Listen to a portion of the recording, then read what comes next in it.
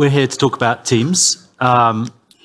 Sports fans, in my head, are the dream customer. We're in the middle of this sports betting acquisition gold rush, and I think teams hold the keys to a lot of this. And being at a lot of these conferences, we're always sat here discussing from the operator side what they want, what they're looking for. And I'm really excited for the first time where we're looking the other side, for the team perspective of sports betting. My name's David Sargeant. I'm a sports betting consultant. I help organizations understand and position themselves for sports betting. I work on market access deals, partnerships, and things like that. But you don't want to hear from me. We're lucky to have two of my favorite people here. It's true. We're supposed to have three of my favorite people, but unfortunately Tara couldn't join us. Both with teams. Rather than me stumble across who you are, I'm going to let you introduce yourselves. I want to know who you are, who you work for, and just top line, has sports betting changed your organization? Well, that's a crazy question. Good. So my name is Jeff Fernandez, Vice President Business Development and Ventures for the New York Jets. I've been with the team for 20 seasons, and with a couple other teams in the NFL, it extends me to 27 years in the league. And hell yeah, without a doubt, it's impacted our business. I mean, you're talking about an industry in sports betting that's really been part of professional sports for over 100 years, but owners and leagues were kind of hesitant to acknowledge that. So it's been a big part of our kind of business over the last few years. So I'll pick up. So I'm Ron Skotarczak. I'm Chief Sales and Marketing Officer for Madison Square Garden, which includes a lot, but the Knicks and the Rangers specifically, I think for the purpose of this conversation and obviously the world's most famous arena. It's funny, I was on a panel like this right after the Supreme Court ruling, and just to pick up on something you said, they asked me for a quote, and I said, sports betting is as American as apple pie. So back to it being a part of our sports and ecosystem and fan bases, it's absolutely accurate. Now it's just out in the open and legal. Right. I always thought apple pie was English, but was it? I don't know. Well, maybe I should have it better. So I'm really interested because I work on a lot of kind of deals and things, and whenever we work with teams, it's never just a deal. It's a partnership, and I think a lot of people don't understand how deep and actually meaningful it is, and how hard you guys work on that. So I'm really interested in kind of how you've engaged with sports betting on the partnership level, how you chose a partner, and kind of what those partnerships mean to you. Sure, Jeff? yeah. I mean, I can go first just with a little bit more of a kind of historic perspective, right? Being in New Jersey with the New York Jets, we're fortunate to be in the state after PASPA was overturned, and so had the kind of the early mover advantage, so to speak. When we looked at it at that time, it was all the things that we didn't know, right? Even as a former reformed gambler or whatever, we understood the connection and what the possibilities were, but it was excitement, and then now what? It was also coupled by the fact that though it was legal in the state of New Jersey, it was not legal to do put a sports betting partnership together in the NFL at the time. So we had to put together relationships based upon casino or daily fantasy as the wrapping for something that were really sports betting driven. So using the casino as the front door to be able to convert people over to sports betting. So our approach was just to try to live and learn and try to get as educated as possible. So early 2017, we started putting together relationships with operators, very, very narrow, short-term relationships with everybody from 888 to FanDuel to William Hill and Monmouth Park Racetrack and others, just so we could understand all the different components, kind of a 360 look. And we put a relationship together with MGM Resorts at that time. And for us, it was the idea of trust and credibility, and MGM was a name that fans can relate to and kind of understand. So that was important to our owners right out of the gate. And then hence they ended up with the joint venture with GVC. And ultimately the NFL started permitting us to dive into sports betting, and now with New York going online, we've really kind of taken this this educational approach. MGM's been a part of it. All the other short-term deals were a part of it. And now we've got relationships with WinBet, a little bit more of a kind of a premium historical casino sports betting brand. And then on the other side, Fubo Sportsbook from a challenger perspective. And they all kind of bring different things to us as we try to figure out how to bring this out to our fans. And I think we'll come back to the Fubo one because that really interests me. But Ron, before we get to that, tell us. We were fortunate at our company. So again, most of you probably know Madison Square Garden, but the company overall is a pretty broad portfolio. We own the Knicks, obviously in the NBA. We own the Rangers in the NHL. We own the Westchester Knicks in Westchester, New York, in the G League. We obviously own Madison Square Garden. We own Radio City Music Hall, the Beacon Theater, Hulu Theater underneath the Garden, as well as 2 regional sports television networks in the marketplace in MSG and MSG Plus that televise all those teams, but also the Islanders, the Devils, the Red Bulls, amongst others. So our portfolio is really big, and we were really excited about this. We also had at our company 2 individuals, me being one, that have a gambling background. I come from the gaming business as part of my career.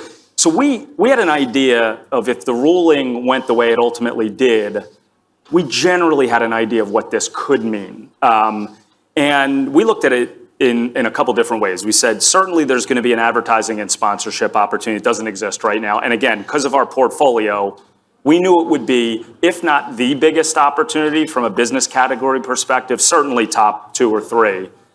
But then the second thing we knew, and again, back to Jeff saying, gambling and betting's been part of the sports culture, for a long time, we were almost as excited about what it meant for developing our fan bases. Our current fans engaging with us even more, whether it's, in venue, certainly on air, through our digital products, and then bringing new fans into the ecosystem that maybe casual fans might not buy a ticket to a Knicks or a Rangers game normally or watch on TV, but they're bettors. And so we saw great opportunity to develop our fan base as well.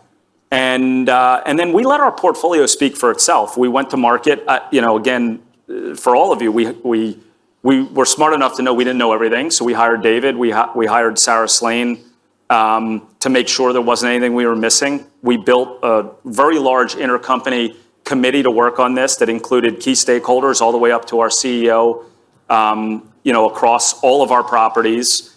And then we took our offering to the marketplace and literally, not just much more complicated than this. We said, here's who we are. Here's what we think are the areas in which we can help your business. And we let the market and the operators tell us of their interest. And ultimately, it led to 3 long-term deals with BetMGM, Caesar Sportsbook, and DraftKings. But on our TV network side, all 3 of those brands are large advertisers, but we also have FanDuel and Bet365. So it turned out to be, probably bigger than we even expected. And what we're seeing in fan engagement right now, shortly into these partnerships, is starting to prove that as well. We're seeing our fans engage with us much more, watch our teams much more on TV and in our digital products. Yeah, I think the fan engagement part, as much as we were optimistic about it, it's just been so surprising, right? The kind of the social acceptance of sports betting in general, just the growth of that has been ridiculous. If we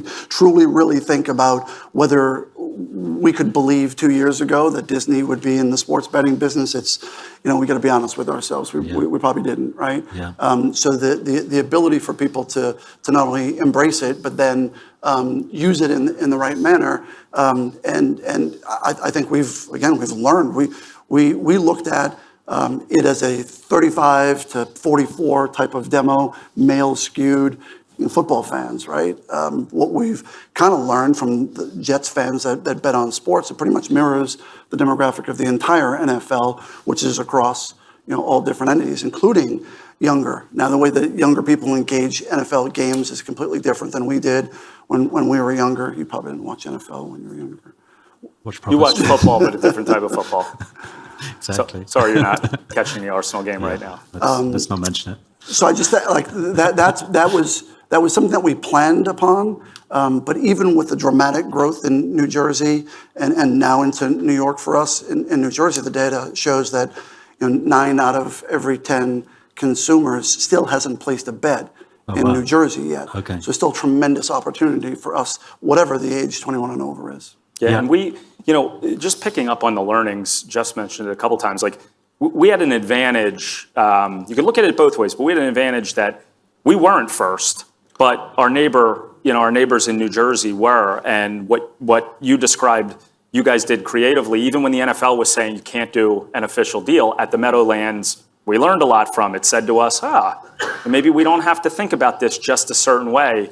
And then some of the other teams in the market, too, creating things like sports betting lounges, even when retail wasn't legal within the Prudential Center and so forth. We learned a ton, from Jersey, and then DC. We learned a ton from what they did when it became legal there. And it's one of the things about our industry is, I think many people may think, we compete against each other, especially in market. The reality of it is we benefit more from what each other is doing, learning, having the relationships to drive our businesses. And typically when any of the teams are doing well in a particular market, it does lift up the interest overall in the marketplace, which helps all of us. So we learned a ton from what you and others did. I find that so interesting as well, and I want to come back to you because I think when people hire me and I talk to operators, they go, "Oh no, you've hired David. It's just about money now. You're going to drive the price up." But actually, it's about all these other things as well. It's about engagement. Jeff, I want you to talk about, because I think one thing that's always missing is the experiential value add. So like the Fubo Lounge that you have, I was blown away because people are interacting with that differently. Yeah, fan engagement is such a buzzword in our industry, or a phrase in our industry, but it comes with danger. The more things that you do for your fans, all they really care about is whether you win or lose on a given Sunday or Tuesday or Thursday playoff game or whatever else. And so it comes with this risk. So we have to protect ourselves, we have to protect our operators. But at the end of the day, if we have a promotion that we run with WinBet and our fans have a bad experience, it's the Jets' fault. If they have a bad parking experience, it's the Jets' fault. If their Wi-Fi doesn't work at home for some reason, it's our fault.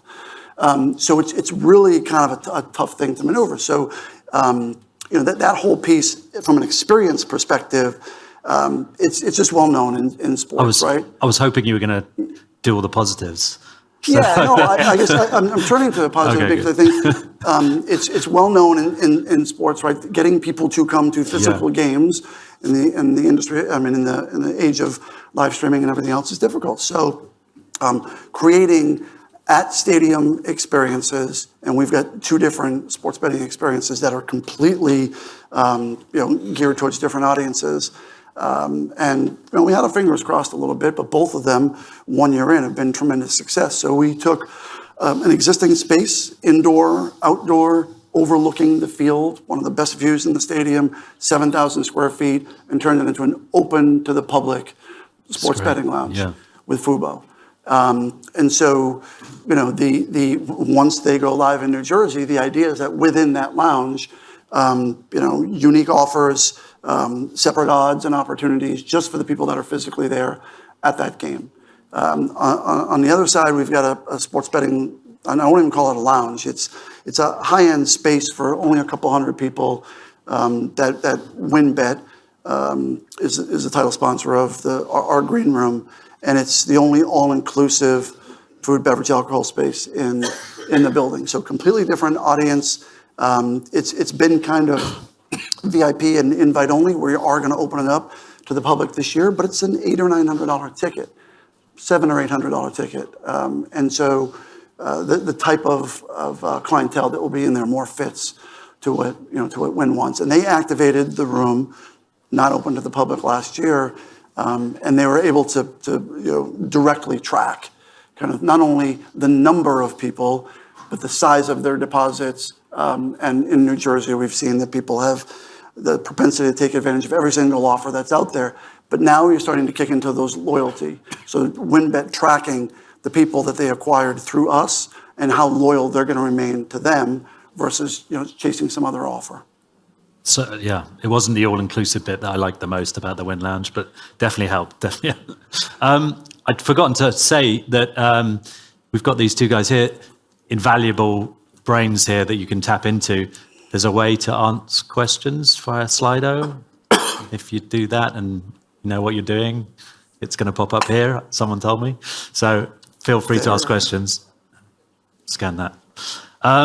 So we move on a little bit because I want to get into kind of how your organizations have changed, and I'm interested in what you're doing with data, what you're doing with media assets, what you're doing with sponsorship assets. Just how have you responded to sports betting, beyond just the kind of selling stuff? Like what have you done? We've done a lot, but I'll touch on two things. So we created an entire sports betting service vertical in our sponsorship department.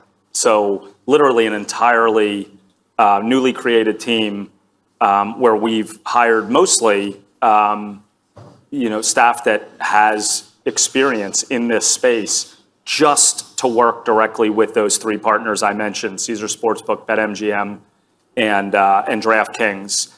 Because while there's a lot that we've already seen successful, we're testing and learning every day of the week, and we don't think that the value is just going to come from the initial launch and gain of market share, but quite a bit about what we're able to do over the next few years. That's one way our organization has changed. Really simple.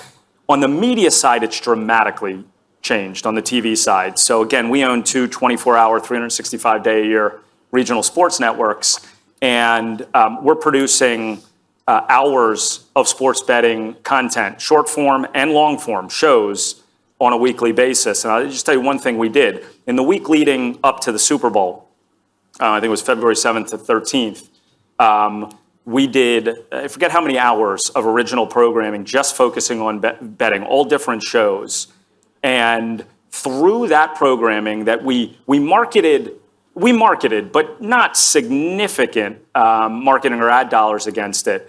I think we generated 300,000 to 400,000 new viewers on our network in the 18 to 34 age range, which again, back to our thoughts or hypothesis that this is going to do just as much to develop our fan base than anything else. That's an anecdotal point that's proving it. So, I mean, our TV programming is radically changed from this opportunity. Yeah, for us, it's been about these partnerships that we've been able to create, and the relationships with the operators, the relationship with the regulators in both states. Our ability to bring on Slane to work with you and Sarah, and then be kind of educated to other things and introduced to other partners like Better View to help bring content into the sports betting lounge. Sightline Payments and a lot of these other companies. So that's been a huge shift for us, is this just these other kind of partnerships that are non-commercial, but they're there to further the overall engagement and success for the operators. But ultimately, it's the biggest change has been on the data and analytics side. It's something that we've always used or have used for the last decade or so from a ticket sales perspective. Know what people want to buy, what's going to move them to purchase, and we've put those things into place. We've used it somewhat in the sponsorship world, but the operators are so sophisticated with how they use their information. It's direct response like, and so to be really proactive with creating plans around campaigns, knowing expected conversion rates and knowing expected what they want for a potential lifetime value, and holding yourself to it throughout the course of the partnership. So we kind of set the metrics early, and then we measure it as we're going along. You don't wait till the end of the partnership to say, "Oh shit, this didn't work," right? So that side for us, has been so meaningful because now we've been able to then further it, working with Sport Radar and Genius Sports to help us create a programmatic ad network outside of our owned and operated entities. So it's outside of Jet's website and Jet's app and all that other stuff. But we use those folks to help target the right customers with the right message at the right time. And so it's been invaluable for us to bring in, again, these other third parties, that there's no transactional relationship other than we're all trying to grow the overall business. I find that so interesting because I work with a lot of different teams, and I think the assumption in my little English brain was that kind of all teams are born equal, and actually, working with both your organizations, you realize how sophisticated you guys are set up. And, you could be digital media company, you could be super affiliates sat here talking, but you're sports teams, and that's kind of quite an eye opener because you do deal with other teams who are like, we can do some stuff on our website if you want. So it's quite refreshing to hear that. It'll take some time to figure it out. We made a lot of mistakes. Look, our industry, I don't think I'm speaking out of school, is behind the curve as it relates to data and analytics. And again, like Jeff said, we've become relatively good at figuring out how to use information better for ticketing and driving variable pricing and everything else Jeff said. But for the rest of the business, we are still learning. And I think Jeff, if he didn't say it, he alluded to it. Having the operators as our partners right now is certainly fast forwarding our learning. I mean, they're pushing us, right? Because this is how they market. This is how they evaluate, their spend, and it's real time. And so it gets us out of our comfort zone, but in a good way, because it's making us get there much quicker as well. And Ron, are they pushing you now to figure out ways to help cut marketing and promotional costs? Obviously, that day of just throwing money after it, right? No. Well, look, again, there's phases, right, of why the operators do these deals. For us specifically, certainly the three partners that we did deals with wanted to grab market share right away in a newly legal market. And we're proud to say Caesars was the first we launched. They went to market a week, early before the others, and they came out of the gate after the first week and first month as number one in market share, and they publicly attributed a lot of it to what we were able to do with them.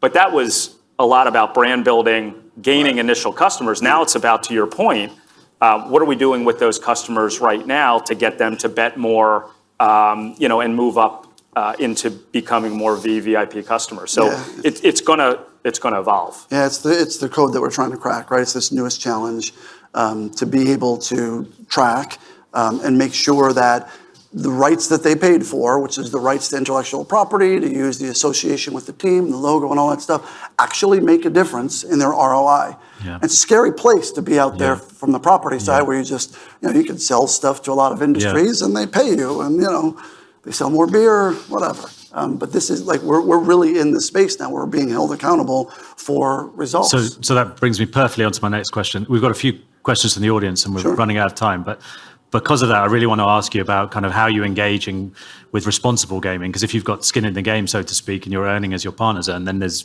kind of, how you work in responsible gaming? How are you ensuring integrity for your players, your staff, your organizations? Yeah, I think we both work with the American Gaming Association and a fantastic organization. I know the NFL works with the NCPG as well. Just from an NFL perspective, it's been you can't even do an NCAA pool with $25 on the line. It's been something that's been drilled into players and coaches and staff members for a long time. The Have a Game Plan relationship that we have, hi Kate, with the AGA is it was just timely for us. Putting three deals together, creating 2 sports betting lounges, somebody could potentially look at it and say really, you're going too far with this. So it's not just about a responsibility kind of sticker on something. It's more about have fun, but set limits. And try to send the right overall message. I'm sure you've done similar things, Ron. Have you taken that into your media as well? Is that influence there too? Good segue. We have. So I come from a family of degenerate gamblers, so this is kind of near and dear to my heart, this topic, and we work with Kate, as well, which you and Sarah graciously introed us into that organization. But we look at it as being responsible, but also because we're a fully integrated multimedia organization with multiple ways we can distribute content. We've had fun with it too. And, so on our TV networks, I talked about some of the original sports betting programming we're doing. I mean, we're creating interstitials, short form content in there. Again, all with the objective of making sure that those that are going to bet and certainly that we're influencing, understand how to do it responsibly, are educated really well, but we're having an awful lot of fun with it. And we're doing it across, kind of all of our integrated media opportunities. We're doing it in venue, we're doing it digitally, we're doing it on the TV networks. Our marketing teams actually, they've taken the template from Kate and the American Gaming Association, have a game plan, and we're like kind of then taking our brands, whether it's Knicks, Rangers, and putting our little spin on it too. So, but most importantly, we know we have a responsibility here. So, we'll continue to do this in new creative ways to make sure that the bettors are getting what they need here. So we've got a couple of questions that kind of overlap, just talking about the kind of boundary between your organizations and the leagues, because obviously you have apps and services and the leagues do. Are you, how have you found that balance, and are the deals being done by your level, and are they at the league level, and what's the restrictions? Yeah, so I mean, the leagues in American sports, it's much different than, say global soccer, where they truly are global. They have no restrictions in terms of where they can market due to league rules. With us, it's different. Most leagues have, for each team, a designated market territory. It's your town, your city, a little bit broader, that you can basically market your brands in any way you see fit, including your partners, your sponsors, your advertisers. Our leagues, specifically the NBA, who's been at the forefront, has over the last few years loosened those, and digitally given us a lot more opportunity to go outside of our market area and outside of North America too. So we've been able to do a bit more there, but certainly when partners come into any of our sports and are doing team deals, if they don't realize right away, they understand that you're primarily buying the market that the team's in and that potential consumer base, with some other value that you can bring. Both sides are doing deals. The leagues are doing deals where they're providing league media, controlled media, in those deals. The value we bring that the league can't is direct to consumer, in front of fans, at the games where they're most likely to want to bet. And so there's a balance, but it also is it's a good balance, I think. Yeah, this is one category where I think people really can get the value from an NFL partnership if they do it the right way. The Caesars, Manning, JB Smoove thing is just, it's off the chain. And so they did a great job. They hosted the draft, in Las Vegas, right at the back door of the Forum. But everything that we do on a local level, like Ron said, dedicated to our DMA. So the league relationships really don't impact us. And many times we actually prefer to not work with a league partner, because it allows us to kind of have a separate path and create a little bit of that kind of competitive balance naturally that we want to. Yeah. There's quite a cheeky question here that you might not want to answer, but the question is, do you wish that teams could be sportsbooks? Do you wish you were sports betting companies? We looked at it. We evaluated it back, certainly well before New York State became legal. And you can look around. There are many teams and team owners that are involved in gambling in one way or another, across U.S. sports. So we certainly looked at it. I think what it came down to was we do certain things well. We know how to own, operate sports. We don't know how to run gaming or sports betting companies. And so while we did take a really close look at what it would take and what that could mean from an opportunity perspective, we tend to just say, what do we do really well? Try to do that really well. And when there's opportunity to do other things, bring in partners with expertise. So that's kind of where we netted out. Yeah, if you go back and look at the press releases or the media coverage from 2017, you would have thought that we had started our own sports book. We put a little deal together with an iCasino and 888. We're fortunate to have the FanDuel Sportsbook right next door at the racetrack, so there's a working relationship there. I'd love to have a retail presence in New Jersey. It doesn't permit it currently. Some of our other teams in the league in Arizona and in DC and other places. Ohio now are going to have the opportunity to do that. But, like I said before, we're going to be, people think that the Fubo Sportsbook and the wins, they think that we're behind there counting the money and stuffing it into our pockets anyways. So. So we've run out of time, unfortunately, but I've got to ask, what's next? What's the future for you in sports betting or gambling in general? Maybe you can answer. Oh, yeah. The industry stuff, I think, is what's interesting to me. And there are like 3 or 4 things. The New York downstate casino, next move with that. And if this time next year, the 3 licenses are allocated, it's a difference maker, because I think there's a domino effect. And again, I've talked a lot about New Jersey, but clearly there are Jets fans and they're part of our DMA, all around New York and Long Island and everything else. So the mobile part of it was huge. The physical retail part of it would be a game changer.